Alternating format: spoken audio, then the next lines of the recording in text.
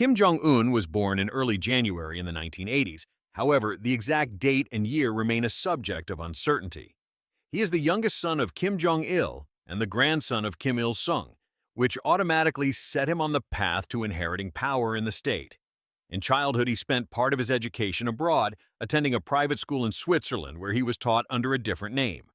After returning to the country, he studied at military institutions and increasingly accompanied his father during unit inspections and state ceremonies.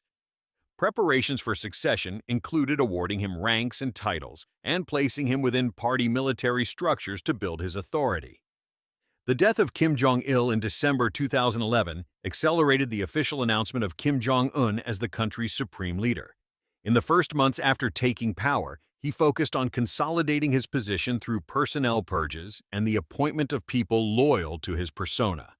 His rule was characterized by both the strengthening of central power and a far-reaching reorganization of the party military elites. The regime under his leadership carried out spectacular actions against high-ranking members of the elite, aimed at deterring potential rivals. One of the most publicized political acts was the execution and removal of his uncle Jong Song-taik, accused of treason and carried out in 2013. In military and strategic policy during his tenure, the development of the missile program and work on the country's nuclear capabilities were accelerated. Ballistic missile tests and nuclear detonation experiments entered a new phase of intensity, provoking concerns in the international community. Under pressure from sanctions and warnings by neighbors, his authorities responded with increased rhetoric and demonstrations of force, which escalated tensions on the Korean peninsula. At the same time, he initiated high-level diplomacy, and surprising meetings with foreign leaders served both public relations and strategic purposes. A historic event for relations with Washington was the summit with the President of the United States, organized in 2018 in Singapore. Despite declarations and joint statements, the agreements from those meetings did not lead to the permanent withdrawal of weapons programs or the lifting of sanctions.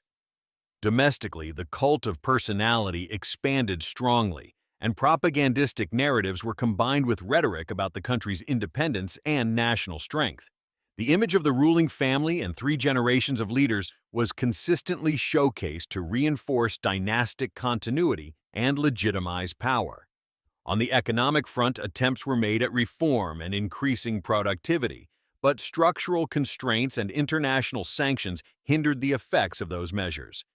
Rotations in high positions and periodic purges of structures aimed to prevent the consolidation of alternative centers of power. In relations with China and Russia, he sought to maintain trade channels and political backing, which became a key element of a survival strategy. In his first known foreign visits, his delegations traveled to Beijing, where talks with Chinese leaders served to strengthen bilateral ties. His style of governance combined military accents with elements of public spectacle, and demonstrations of force were intended as signals both internally and externally. The leader's family and private life remain under strict control by state media, and information about close family members is tightly regulated. On the international stage, his administration balanced between provocation and dialogue, seeking concessions while minimizing domestic costs. Repressive methods against opposition and political rivals, including arrests and show trials, remain among the tools for maintaining state control. Implemented military and political programs have made his leadership a symbol of state strength, yet at the same time have increased international isolation. Ongoing tensions with South Korea and Western partners had a direct impact on defense policy, resource allocation, and state priorities. Kim also undertook internal initiatives intended to present him as a modern leader, capable of revitalizing the country despite adversities. Under his leadership, infrastructure projects and symbolic elements of state culture appeared, used to build a narrative of success. International assessments of his rule focused on the dual track of policy, the development of military capabilities, and limited diplomatic openness.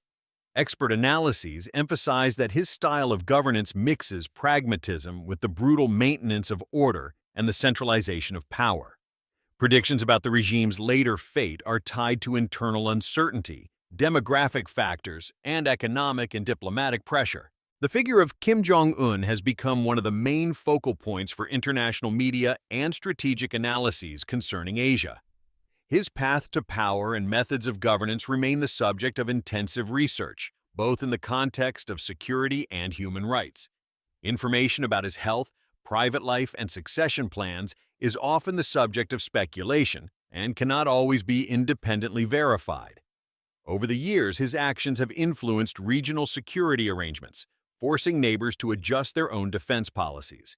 The history of his rule fits within the continuity of the Kim dynasty, yet is characterized by its own new strategies of consolidation and survival.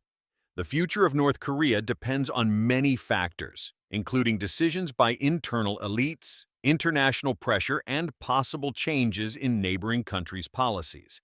Kim Jong-un's biography remains an open book, available only fragmentarily through witness accounts, intelligence analyses, and media reports. As a teenager, he was a fan of basketball, which is confirmed by accounts from his period of education in Switzerland describing his interest in the sport. His family life, including his marriage to Ri Sol-ju and his wife's public appearances, is sometimes used to construct the leader's image and the dynasty's stability. Information about offspring and succession plans is carefully controlled and sometimes revealed only through symbolic gestures and limited public appearances.